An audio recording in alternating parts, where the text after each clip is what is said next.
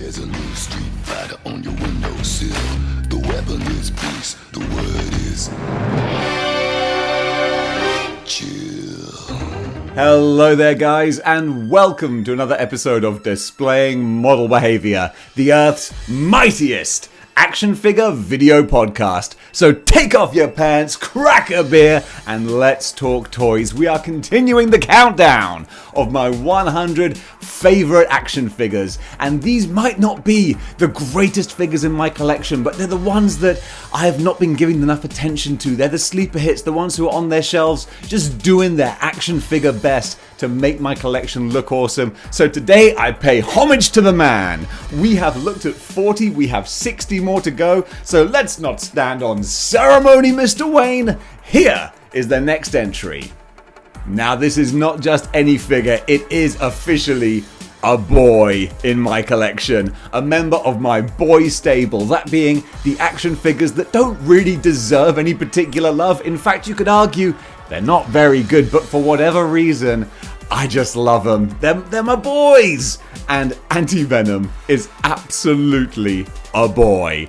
First of all, I mean, it's a symbiote, so he's gonna get some points for that alone. But people don't like him because he's on the Hyperion body, which some folks say, like, the proportions don't really make sense. He's got crazy long, lanky arms that are a bit disproportionate. And I think, honestly, people are just hating because there's not enough love in the world, people, because this guy deserves more of it. First of all, look at this face here.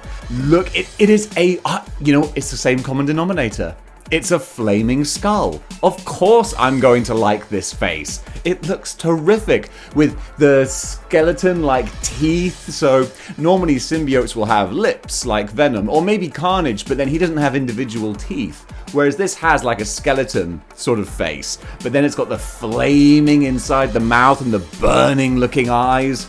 Oh, that's so cool. And then he does have the little spikes at the back, and I know that with Anti-Venom you could have done so much more. There could be so much more symbiote going on here and flipping and flapping around, but what we have adds enough to make it fun. Almost because it's so minimalist, I kind of like it for how rubbish it is. It's like, aw, you really tried with that, didn't you?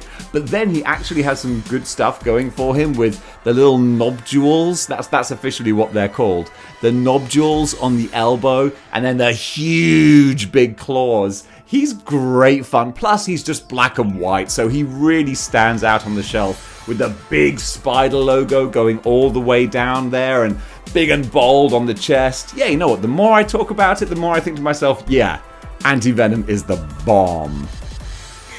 Hang on, I almost got him here. Hoo-ha! This is a beefy boy right here. Oh, it's the Juggernaut! He's not actually English at all, is he? He's just Professor X's adopted brother, but they never make any mention of him being English. That was pure Vinnie Jones right there. God bless that man. This huge, big, heavy, chunky doorstop could easily double as a murder weapon, but he's much better used on your shelf as an incredible Juggernaut figure. Now, I have a funny kind of feeling with Select. Like, we don't get along that great. Normally I see them and I think articulation's not great, they don't scale properly, and sometimes they look a bit, the eyes look a bit weird. But Juggernaut is just everything good about Select. Ouch, that hurt because he's made out of solid lead, it feels like. So this Juggernaut, he scales perfectly with the Marvel Legends. That's where Select really comes into its own when they do the giant type characters. So Juggernaut, Anti-Venom, Mephisto, Sabretooth, Colossus, they actually all scale fantastically with Marvel Legends. Got to love that. And particularly, I love the Juggernaut face. Inside the mask, there's so much detail going on with the blue eyes and the sneer and the teeth. They really did an amazing job of sculpting the face, even though they knew most of it was going to be covered with this helmet. That's great. Now, of course, there's not much articulation going on. You can't even Oh, you can bend his elbows. I'll shut my mouth. Oh, it's his wrists. You can't bend his wrists. I knew that there was something kind of egregious about it. Yeah, so it's kind of funny that his wrists are always sort of, he's like, put up your dukes. I don't know why I turned into Ben Grimm there. Hey, I'm gonna go fight the Juggernaut. Well, you can come over here and fight the bloody Juggernaut then, you wanker. Well, then that's what I'm going to do. Oh, God, I don't know where my voices are going. I'm going to edit this out. If you see this in the video, it's because I forgot. But, yeah, this Juggernaut's great. Mine's got a bit of a loosey-goosey foot, but that's fine. On the shelf, he looks amazing. What if he doesn't survive? He's worth a lot to me. Or, what if he doesn't survive? He's worth a lot to me. It doesn't sound right. That's not the sound of Boba Fett. I'm sorry, but it's not a dude from New Zealand. It's a croaky-voiced, mysterious character who we don't know the origin or identity of. He's not a clone. One of the most unique character in Star Wars is the least unique character in Star Wars. Like, who wrote that? Anyway, this figure is great, and that's the important thing. It's Boba Fett, of course. No matter how sure I am, I never risk the Fett man. He always stays on the shelf, and this is kind of the premium basic figure. Because of course you can get Mezcos and Hot Toys and all kinds of stuff, but for your basic 12 inch? No. For your basic 6-7 inch scale action figure, this Boba Fett is fantastic. Absolutely loaded with so many goodies. The flame effects, the beautiful color on the backpack, the sculpting on the trousers, the little piping on the gauntlets. Everything is here and it looks great. His retractable antenna microphone thingamajig, it's all wonderful. He comes with some fun accessories as well, like the sliced in half blaster, but of course you want the proper blaster rifle here. It's just a great fun figure of a great fun character who appeared in 2 movies, and that's it. Although having said that, to be honest, like, I do like what they've done with Boba Fett. The guy who plays him, like, he is good. It's just a shame that what they had previously set up with the character meant that, like, he'll always be good for a bad concept, but it is what it is. I do quite enjoy The Mandalorian, but again, with the digressing, the figure, especially with the flame effect, so colourful. I have a lot of love for this. The only thing that grinds my gears a little bit, you know, the fly in the ointment, the sarlacc in the pit, is his knees are weird. His knees bend below the kneecap. So it's kind of odd. In a flight stand, it's sort of okay. If he's just standing up with straight legs, then you wouldn't think twice about it. But it is strange. These knees should ideally be double jointed because then you wouldn't have that problem. But they're not, and we do. Hey, Spider-Man, it's time to wash you away. Wash you out. You're all wet, Spider-Man. It's difficult to think of like bad guy water puns. You're drowning in your own sense of do-goodery. I would be the worst supervillain in the world, unless I'm trying to convince you that, because I'm actually the best supervillain in the world. Box clever, always one step ahead. So we have Hydro Man, one of those figures that folks don't really talk about. Not once has anyone ever come to me and just said, you know what, Dave? Hydro Man is a sweet figure. And if they did, I'd be like, you know what? He really is. First of all, it's this mug here. Before everyone was getting all up in their frillies about Hood. Wow, almost had a jack-o'-lantern moment there.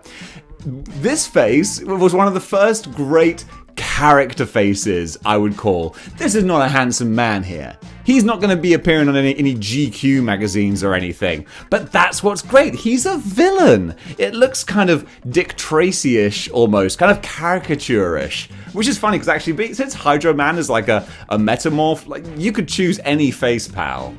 You could choose any face, and you go with that one. Go figure. But of course, the big selling point for this is the beautiful, translucent blue Hydro arms. These are great. And the fact of the matter is that when you throw these little water booties on him as well, he becomes a really interesting character to have on the shelf. Now look, the water booties don't fit perfectly. I accept that. But still, I mean, they're not going to give him removable legs or anything. This is not a character they were going to pour too much effort into. But they poured just enough into the translucent mold to make this a fun, exceptional, and, I think, underrated action figure. Hey, you want to see something weird? Look what I found. The Heap.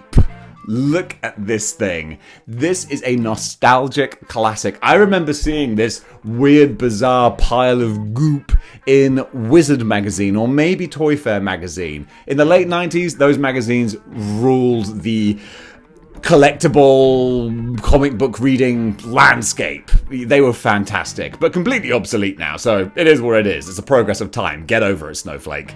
But this guy I saw and I was like, oh, that figure looks so cool. And I never got the chance to buy him until I was a grown adult with some money and an eBay account. And then all of a sudden, hello, Heap.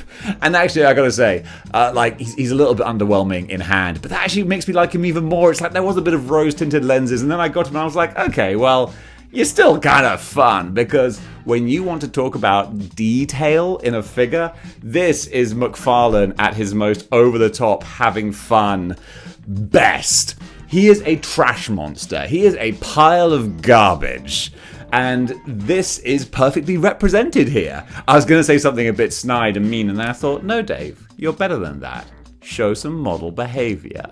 So we have the Heap here, and just all of the little things that are on him that he's just absorbed in the dump. There's a welder's mask, there's an actual bit of paper, and it's actual paper. It's not just sculpted and plastic. They've glued an extra bit of paper on here. There's glass and bottles, a tire, a human skull. Again, I can't get over that paper. This is over 20 years old, and it's still good. You know, he's got his mouth which opens and closes so you can add some more dynamic looks to him. You're supposed to put the trash in his mouth and it kind of spills out, which is fun. But yeah, there is so much here. And what's also amazing is how easily all these little pieces can fall out. And yet for a figure that's about 20 years old, maybe more than that, he actually has lost very little, which is incredible. So he must have had at least one very careful owner and one owner who's a complete klutz. So this is probably the best you're ever going to see him. It's all downhill from here. But still, he's a super fun figure and a great addition to my freaky monsters shelf. With great power comes no responsibility. Kane Parker, the Scarlet Spider. One of my favourite characters of all time, almost neck and neck with Ben Reilly, but Ben Reilly just takes it by a hair, by a spider leg, by a spider web.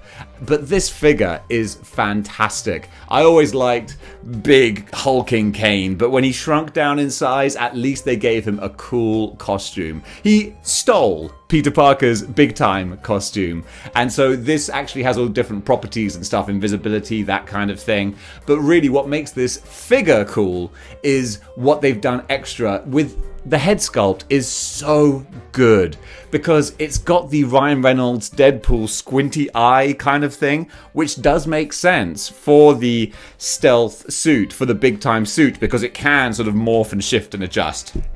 So I like that there's a canon reason for the squinting eyes. But then he's got his interchangeable hands with his stingers as well, which was always a power that's more suited to Kane than to Peter, because it's way more offensive, and that works really well for him. Then of course you've got two different heads as well. There's this head, and then there's the kind of clone degeneration, carry-on virus type head, which is kind of annoying that he only had that look for like one issue, and I would have much rathered just a plain Peter head. But it's fine, you know, I won't complain about an extra head, except for just then when I did that. So forget that, and let's move forward. Great figure, nice, bright, bold colours. Not too much else to say besides, I really love him. You know, a lot of people will say, I went through hell for my kids. But Bruce Wayne actually went through hell for his kid. And that's impressive, plus it's a baller move, but what would you expect from the Dark Knight?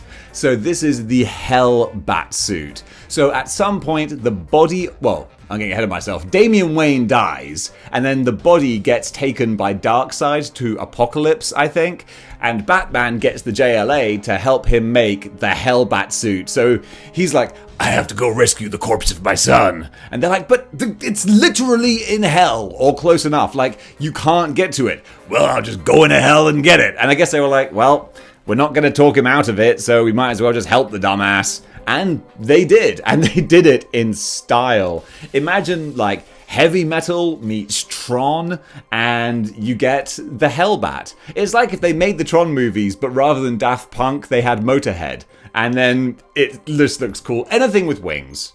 Anything with wings is going to look awesome. So you've got Archangel, you've got Aether, you've got anything that is like, phoom, just looks badass.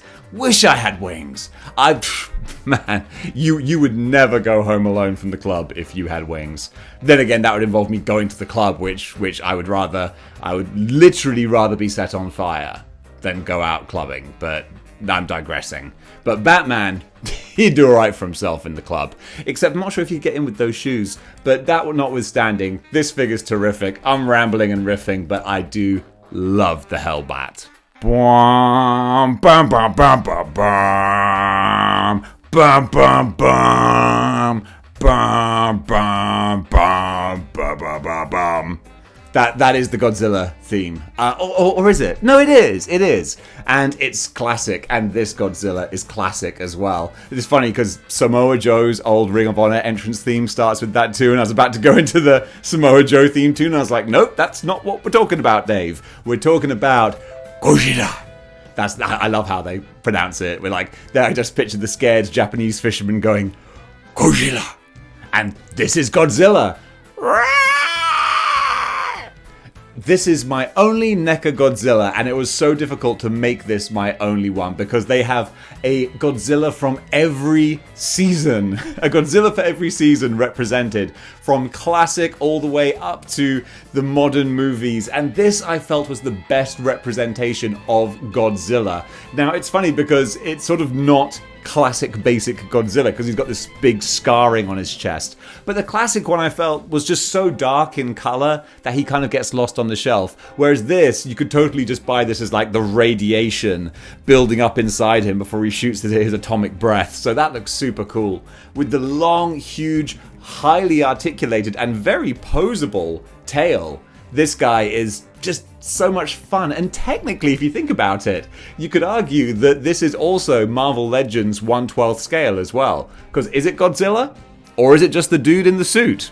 Could be either. I wonder if in the Spider-Man comic where he goes on Saturday Night Live and is it Spider-Man on Saturday Night Live or the X-Men? I know that John Belushi's going to fight a samurai. Is there a Godzilla thing in that too? Because you could totally have this in the Marvel Legends collection if so. I mean, there is a Godzilla Marvel comic with a crossover with the different superheroes, but that's not really 616 canon, but I digress. The fact of the matter, is there a point to this video? Yeah, let's find one, is that this figure is absolutely wonderful, and I adore my Heisei era? I think it's Heisei era. Godzilla. Having just covered Godzilla, let's keep it radioactive with Radiation Man. That's Radioactive Man, jerk! That's like the fourth time I've done that joke, but every time I hold Radioactive Man, I just gotta do it. It's a Simpsons reference. What kind of a show would this be if I didn't take the low-hanging Simpsons reference fruit? Radioactive Man, what do I even have to say besides just look at him? He's so bright and colourful. He's a giant green radiation gummy bean. He's so much fun. I keep saying that, but that's what he is. You put him on the shelf next to Living Laser, you got yourself a colourful shelf. You got yourself like a disco shelf. I love him so much. On the big, hefty, jacked up body with the badass, I think it's Luke Cage face, actually. I could be wrong. But the fact they've also coloured in the eyes and around the eyes as well to give more sort of depth and detail to the character. They went a little harder on this figure than they really needed to, and it shows and it pays off, and it just makes for something so underrated. If you don't have this figure and you see him for sale in the groups or somewhere, you can get him like not for too expensive a price, go for it. So many people sleep on Radioactive Man, and they really shouldn't, because he is awesome.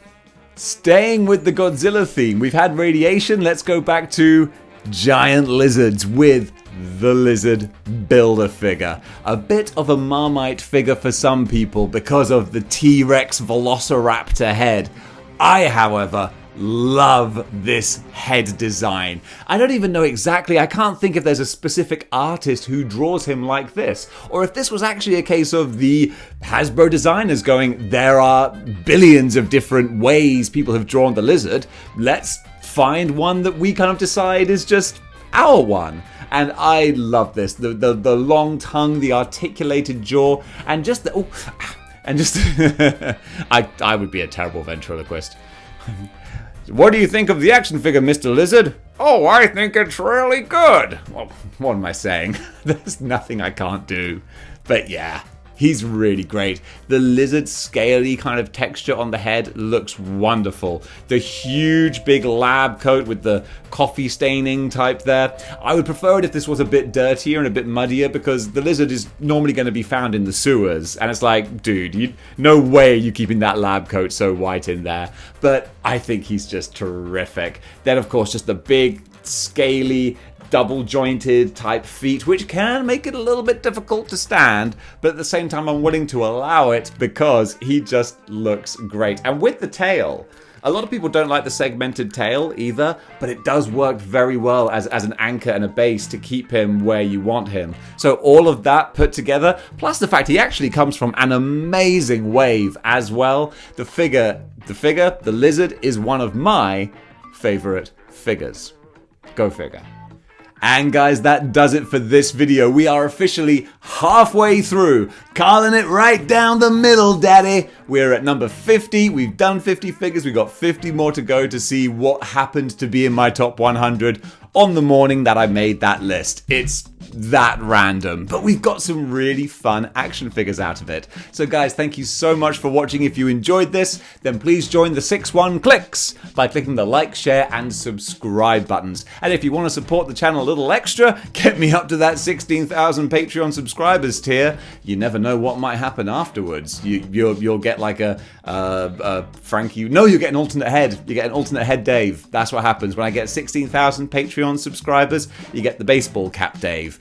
I would say it's worth it. Subscribe multiple times, you know. You can always sell your subscription to someone else after the window is closed. I'm probably running this bit into the ground now. But hey, I appreciate the support. So guys, while I'm talking about Patreon, I just want to give a big shout out to Jaden Wong. Jaden, your dad tells me that you're a fan of the show, and he just signed up to my Patreon, so thank you to both of you for supporting Model Behaviour. Now, Jaden, if you could just ask your dad to leave the room for a second. Okay? Is he gone? All right, great. Jaden, I need you to go online, okay, and go onto your dad's Patreon, all right? He probably leaves it logged in, it's fine. And I need you to change his tier, all right, to the maximum £10 a month tier. Can you do that for me? Okay, that's great. Thanks very much. Cheers, bud. That's displaying model behavior. So guys, thank you so much for watching, and until next time, keep displaying model behavior. Chill.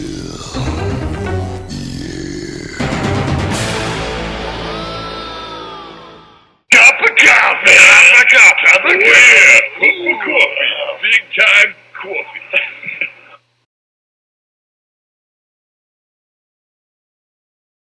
And we're almost there. Gosh, I want to get this right because it's funny. Having just done Godzilla... And folks, that was 10 more characters in my top 100 countdown, taking us down to the halfway point. We are at number 50, so we still have a whole lot more to go, but I'm enjoying this. I was doing batches of... Edit that. I will. You're not going to see that.